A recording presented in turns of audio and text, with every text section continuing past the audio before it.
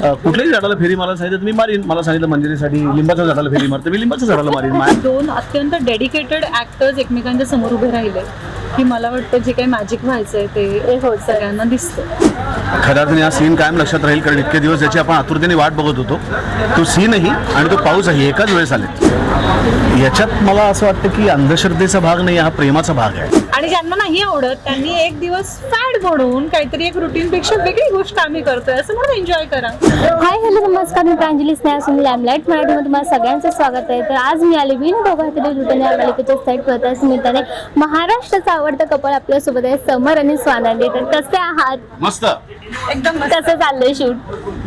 बघतेस तू पावसात पहिला पाऊस पडतोय आणि मला असं वाटतं की खऱ्या अर्थाने हा सीन कायम लक्षात राहील, कारण इतके दिवस याची आपण आतुरतेने वाट बघत होतो.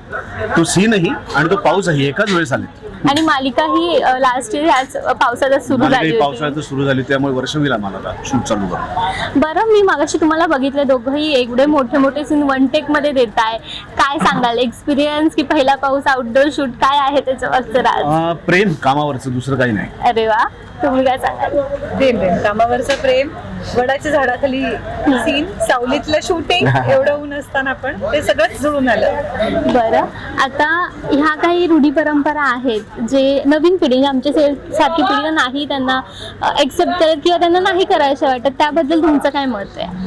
मला असं वाटतं की या पाळल्या पाहिजेत, आपल्या रूढी आहेत, आपल्या परंपरा आहेत, त्याची माहिती घेतली पाहिजे. ते का करतात, कशासाठी करतात. आणि याच्यात मला असं वाटतं की अंधश्रद्धेचा भाग नाही, हा प्रेमाचा भाग आहे. म्हणजे वडाच्या झाडाला तुम्ही फेऱ्या मारल्यानंतर तुम्ही काय अंधश्रद्धेला पाठबळ देता असं होत नाही, पण यांनी तुमच्या जोडीदारावरचं तुमचं प्रेम सिद्ध होतं, याच्या पलीकडे काही नाही. आणि मला असं वाटतं की प्रेम सिद्ध करायला कुठल्याही झाडाला फेरी मारायला सांगितलं मी मारीन. मला सांगितलं मंजिरीसाठी लिंबाच्या झाडाला फेरी मारते, मी लिंबाच्या झाडाला मारीन. माझ्यासाठी माझ्या जोडीदारावरचं प्रेम व्यक्त करणं हे जास्त महत्त्वाचं. नक्कीच, तुम्ही काय सांगाल? नाही, माझाही सगळ्याला सपोर्ट आहे. आणि मलाही असं वाटतं की जे पूर्वापार जे चालत आलेल्या रूढी परंपरा आपण ज्या म्हणतो ना, त्या फार त्याच्या मागे खोलात जर आपण गेलो ना तर त्या प्रत्येक गोष्टीच्या मागे काहीतरी एक कारण मीमांसा आहे आणि ती आहे.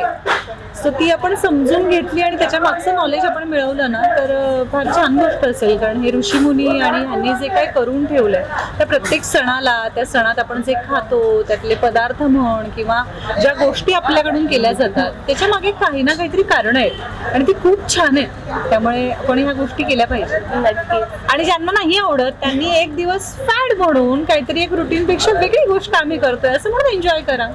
नक्कीच. बरं, तुम्ही दोघांना ना प्रेक्षकांचा एवढा भरभरून प्रतिसाद मिळतो आणि टचवूड तो असाच मिळत राहू देत.